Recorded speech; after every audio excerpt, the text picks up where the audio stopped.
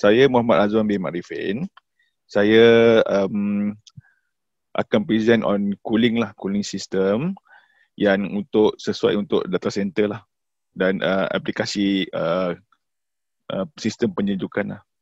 Okay, ini adalah kita punya isi kandungan untuk hari ini. First, saya akan sentuh on sistem teknologi cooling.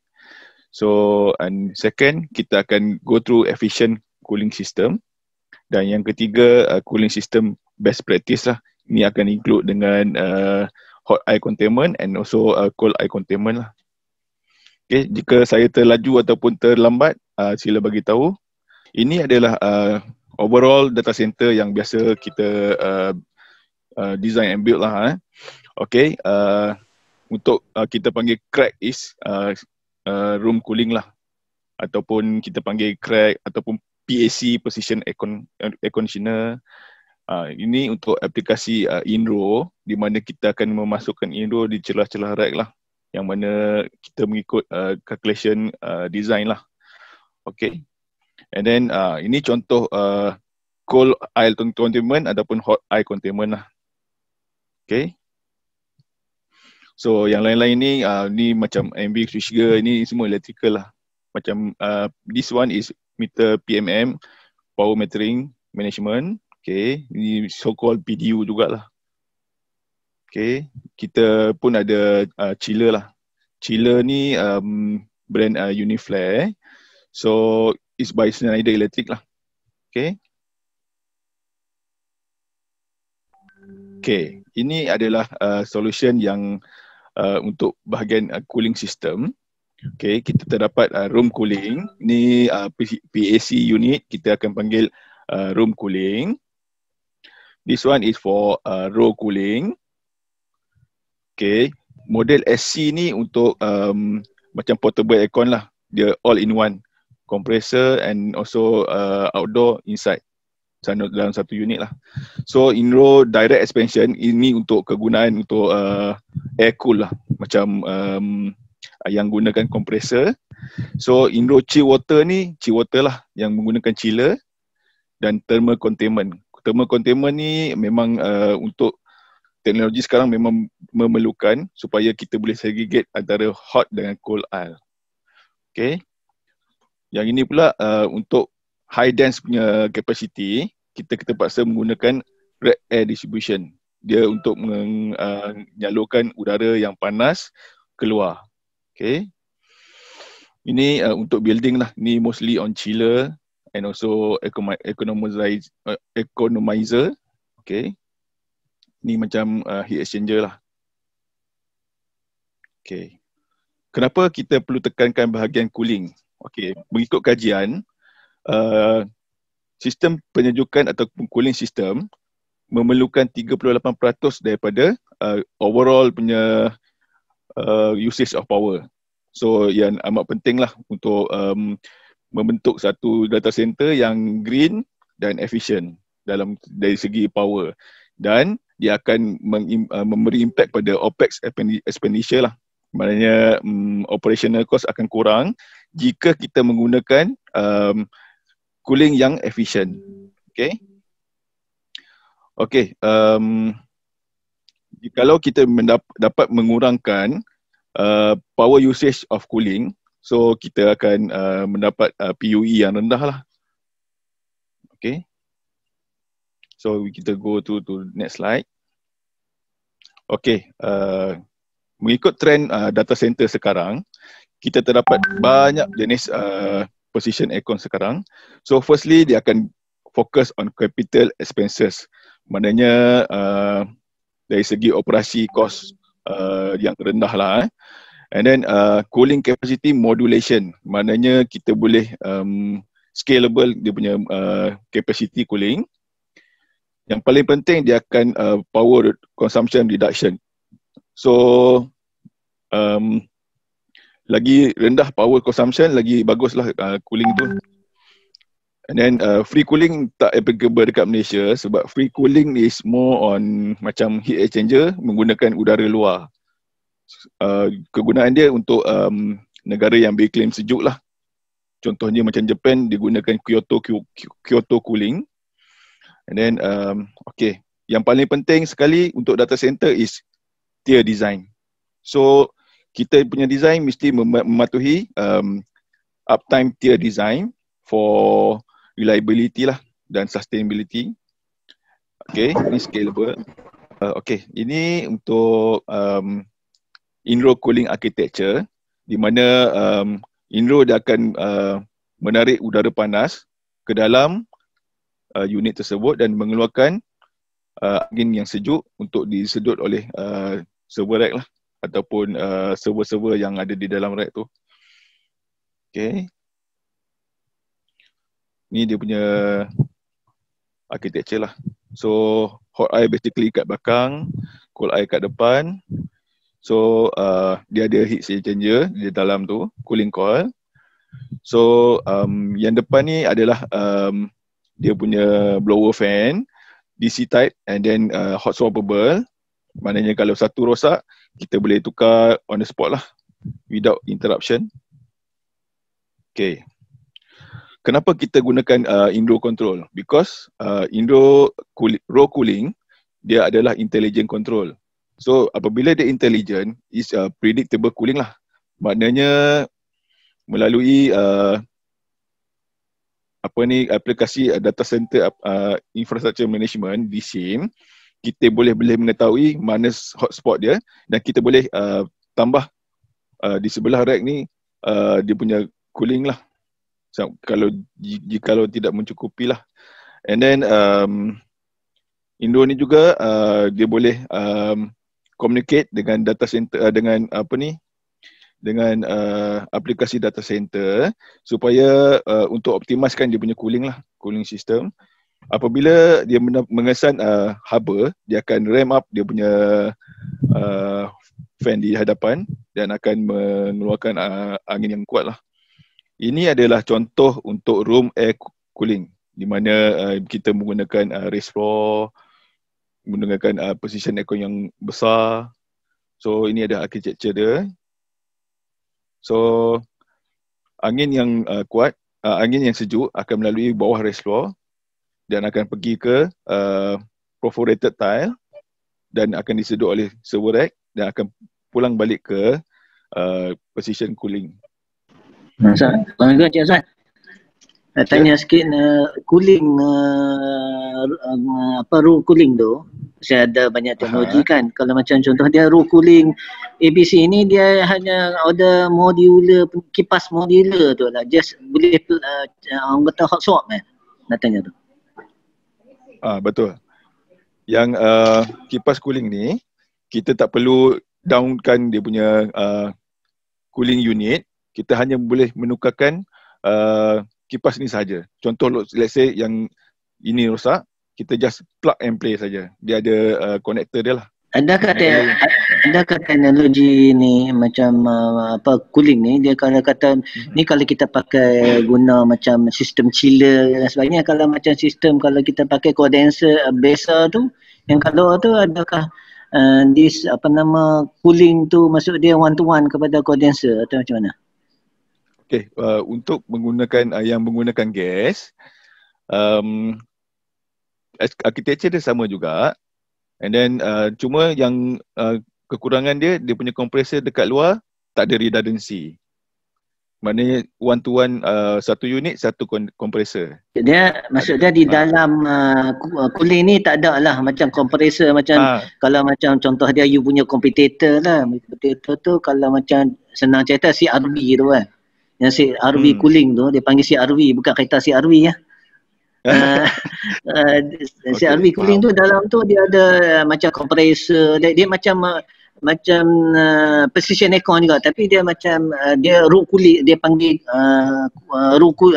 on room cooling sambil betul. Betul. Okey, kebanyakan kompetitor kami dia ada kompresor di dalam.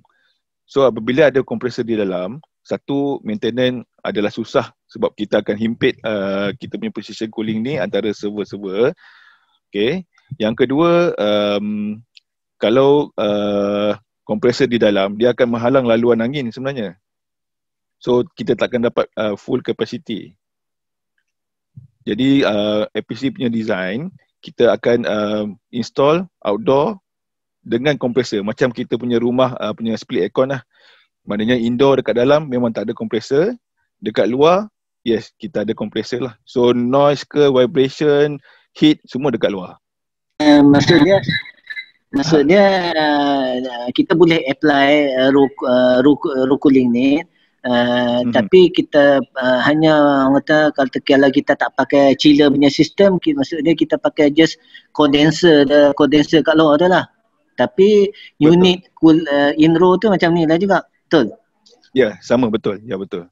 So untuk proposal sama ada menggunakan chill water ataupun menggunakan gas, normally kita akan tengok size expansion data center tu lah. Jikalau terdapat expansion, let's say 100 rack, so kita propose akan guna chiller lah supaya easy maintenance lah. Kalau untuk gas ni biasanya kita akan gunakan untuk small medium punya size data center lah. Cuba bayangkan kalau setiap in-row kita ada let's say 30 in-row, setiap in-row ada kompresor. So memang susah sikit lah untuk maintain. Contoh dia smart rack. Sama. Okay. Smart rack, ya sama. So untuk smart rack normally dia akan gunakan untuk small atau medium data center size. So kita boleh propose untuk gunakan DX lah. Sebab kebarangkalian dia tak ada chill water dekat bangunan tersebut. So kita boleh propose gas unit lah. Tapi terhad kepada beberapa unit lah supaya mudahkan penyelenggaraan lah. So ni adalah crack unit yang traditional lah, konvensional. So untuk crack unit dia akan ada kompresor di dalam, cooling coil di dalam. So dia akan memakan banyak sikit lah electricity berbanding dengan in-row. Okay, ni yang saya kata tadi lah. Ni traditional cooling. So normally kita akan install 2 N+1. So and then dekat ini penggunaan crack unit, kita memerlukan raised floor lah untuk dijadikan sebagai macam cold eye ducting lah. So satu disadvantage dia power dia akan memakan yang besar lah. And then dia punya space kita dah rugi kat sini. Kalau tak kita boleh expand kita punya rack lagi, sudah tak boleh lah. Okay. Compare dengan in-row kita boleh buat high dense containment.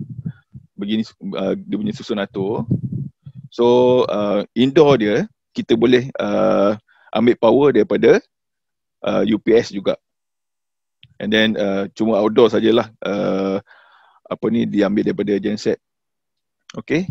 Untuk sebagai contoh 150 kW 100% dengan N+1.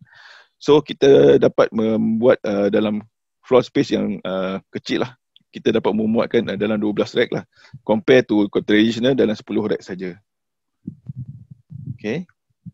Ini adalah propose room cooling architecture lah yang normal kita akan dapat. Okay. Untuk room cooling, biasanya ini adalah aturan dia. So this is position cooling. Position cooling akan mengeluarkan angin yang sejuk di bawah raised floor. So angin bawah raised floor akan naik ke atas menggunakan raised floor perforated dan akan menyedut udara panas yang dikeluarkan oleh data server tadi. Okay, ada lagi satu cara, ducted punya cara. Ini menggunakan upflow punya position cooling.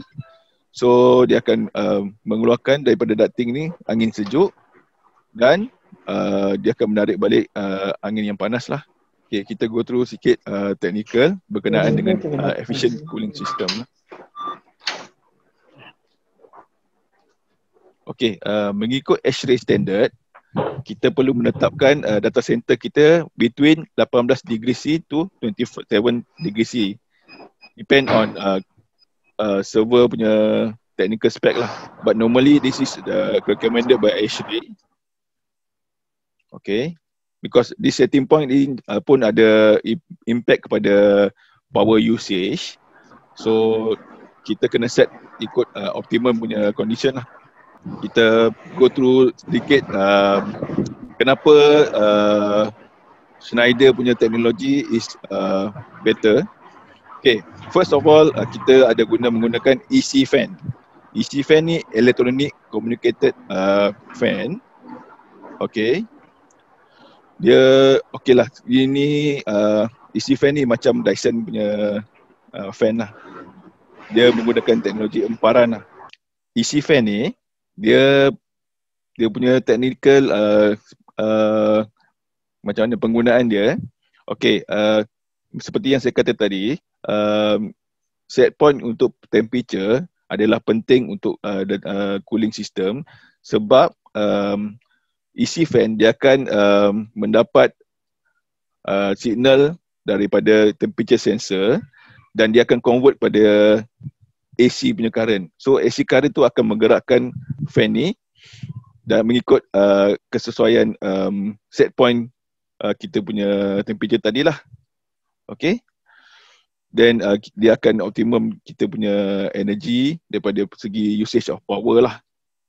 Okay. Okay, lagi satu is high reliability, maknanya dia jarang rosak. And then kita ada brushless punya teknologi lah, di mana normally untuk DC fan lah kita akan pakai. Okay, so dia juga adalah high performance with low noise, maknanya dia punya NVH punya tahap rendah lah. Okay, okay, design impeller pun ada impact pada dia punya air blow. Maknanya kita boleh tengok dia punya design of impeller dia memang paling optimum punya design lah. So service pun senang. So macam tadi cakap tadi, dia boleh hot swap saja. So untuk in-row, tapi untuk crack traditional kita terpaksa downkan unit lah untuk safety regulation lah. Okay. Jazwan. Ya.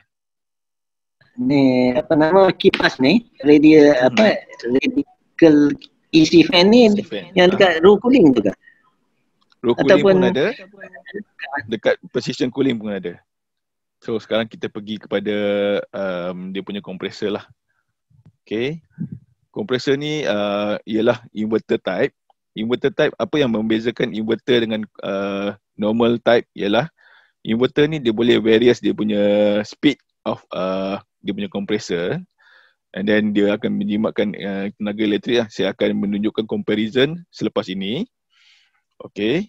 And then dia boleh high performance with high efficiency at partial load. Maknanya dia boleh partial load lah. Okay. Dia tak semestinya macam konvensional punya, dia akan on dan off saja compressor. Okay. And then dia dibentuk untuk high temperature lah application. Maknanya kalau ikutkan piping length dia akan lebih panjang daripada dia boleh pergi lagi panjang daripada yang biasa punya lah. Maknanya lagi jauh lah compressor ni boleh duduk. Okay. Okay, brushless motor compressor. Maknanya ni DC compressor. Dia menggunakan tenaga DC, so inverter. So kalau mengikutkan COP ni coefficient of performance. Coefficient performance dia lagi bagus daripada compare to kita punya conventional punya lah. So kalau boleh tengok dekat sini, lagi tinggi lagi bagus lah. Okay. Maknanya coefficient of performance is kilowatt output divide by input of kilowatt energy. Okay. So ni lah beza antara normal traditional compressor dengan inverter BSD lah. Okay. Kalau normal punya compressor, let's say kita set point kita letak dekat 16 degree C.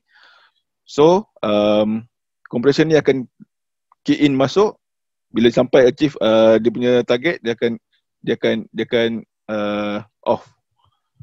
So bila temperature tinggi dia akan start, dia off, start, off. Tapi untuk yang inverter dia just constant, cuma dia punya speed akan variables lah. Speed dia akan control. So macam ni sebenarnya lagi energy efficiency sebenarnya. Okay, ini adalah comparison untuk capacity expansion ataupun dan operation of expenditure. Okay. Crack dengan VSD ataupun dengan inverter punya compressor mengurangkan energy consumption sebanyak 30% lah, lagi kurang daripada traditional punya compressor. Okay, ini disebabkan oleh teknologi tadi lah. Ini jikalau kita compare dengan dia punya size of load dengan dia punya power consumption lah. Okay, kalau untuk let's say 40 kilowatt punya sensible cooling, so yang old model traditional type memerlukan 36% lagi banyak daripada inverter type. Okay, so lagi tinggi lagi kurang lah dia punya efek dia. Sebabnya first lagi besar power generate, lagi dia memerlukan lagi power yang tinggi lah. Contoh 100 kilowatt ni, so dia punya bezaan hanya 18% sajalah. Tapi 18% still banyak lah untuk cooling yang data center 24 jam. Okay. Lagi satu untuk latest teknologi cooling, kita menggunakan Schneider Electric IT touchscreen. So untuk crack yang modern dan juga Indo yang modern, kita menggunakan touchscreen dengan adakan integration TCP/IP untuk memudahkan ke ruang DSIM. Okay, memudahkan untuk kita melakukan simulasi jika terdapat pelbagai untuk cooling punya simulation lah. Okay, jika untuk tambah cooling ke, jika ada keperluan untuk menambah cooling, so kita boleh dapat data melalui integrated IT screen lah. Okay. Okay. Untuk compliance kepada tier uptime, so kita memerlukan dua source. Okay, supaya no interruption untuk cooling lah. Okay, basically dia akan ada satu ATS di mana mainline TMB dan satu lagi generator. So untuk cooling dia perlu sustain, maknanya dia still memerlukan power redundancy, tapi tak critical macam server. Sebab unit outdoor indoor unit dia still boleh cater untuk a few minutes of downtime lah untuk cooling. So we only need ATS for this. No need to end power supply lah. Okay. Okay, sekarang kita pergi kepada cooling system best practice. Okay.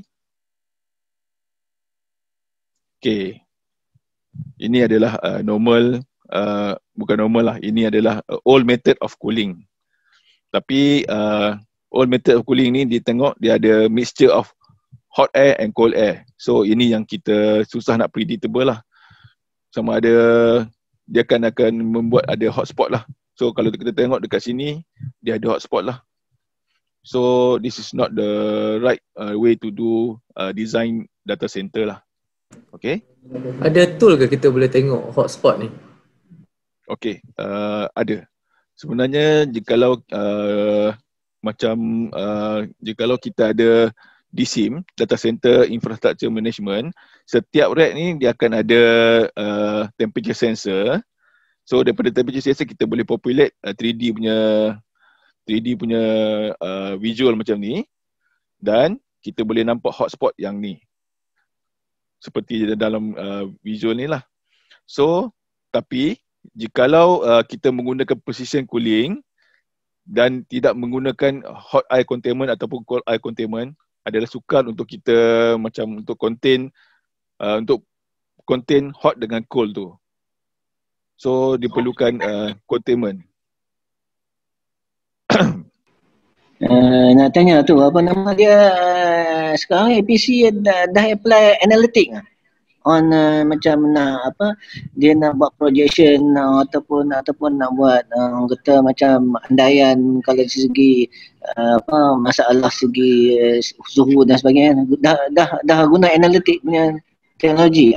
Ya, untuk membuat design, sebelum kita membuat sesuatu design data center, kita akan membuatkan simulasi lah. So kita akan gunakan kita panggil EcoStream. CFD ni macam untuk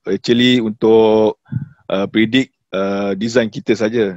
Sebenarnya selepas implementation, better we use DSIM lah untuk populate dia punya hotspot, because it's actual live. Okay, ada soalan lagi? Okay, kita go through dengan second slide lah. Okay, tengok tidak keseimbangan. Yang ni 10 kW, yang ni 3 kW, yang paling hujung 7 kW. Okay. Okay, iklan sikit lah ya. Ni adalah Eco Aisle daripada Schneider Electric. Kita menggunakan konsep hot aisle lah. Kita propose untuk new punya data center. Okay. Ini adalah series building lah. Maknanya kalau kita ada satu row saja, kita boleh still boleh pasang containment lagi lah untuk contain hot air ni. Okay. Yang ini ducted. Maknanya untuk precision cooling, macam traditional cooling tu, room cooling, kita perlu menggunakan ducting. Because ducted ni biasanya sama ada kita masukkan cold air ataupun kita mengeluarkan hot air. It depend on design lah untuk ducted ni. Okay. So kita go through satu persatu. Okay, thermal containment system. Kenapa ia perlu untuk pada hari ini, data center hari ini ya? Okay. Traditional cooling approach involve complex air distribution system. Jadi macam mana nak cakap kita gunakan thermal containment ni untuk segregate cold air dengan hot air, di mana kita tak mahu dia bercampur. So apabila bercampur, kita punya efficiency cooling akan turun. Sebab sebagai contoh tadi, okay, apabila dia mixture dengan panas, yang dapat dekat kita punya cooling system adalah campuran udara panas dan sejuk. So dia tak tahu membezakan dekat mana sejuk, dekat mana panas. Okay.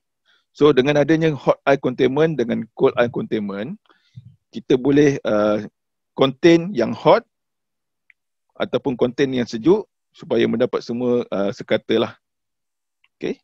Lepas tu dia akan increase dia punya cooling capacity lah. Okay. Okay, ini adalah sebagai contoh untuk containment system, dia punya architecture lah. Okay, untuk hot air containment, sebenarnya saya lagi prefer hot air containment lah.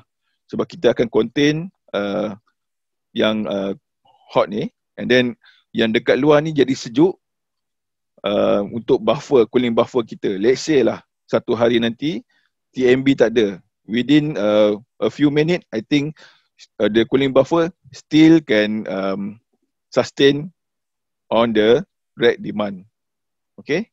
Maknanya dia ada cooling buffer lah kat tepi ni. Maknanya dekat sekitar data center tu dia still ada cooling buffer. Tapi jikalau kita menggunakan cold air containment, cold tu hanya dekat dalam saja, dekat containment saja. Dekat luar ni akan jadi panas. Bukan panas lah, macam return air around 27 degrees C. Okay. So for new build, normally Schneider recommended using hot air containment lah. Okay. Masih. Sama-sama. Okay. Kita teruskan. Comparison pros and cons untuk cold air containment lah. Maknanya, okay. Untuk cold air containment, easy and cost effective. Memang betul. Sebabnya, dia memerlukan ruang yang sempit saja, sikit je. Okay. Tetapi, dia ada cons dia. Cons dia, okay. First, you punya compressor ataupun cooling unit akan bekerja dengan lebih kuat lagi lah.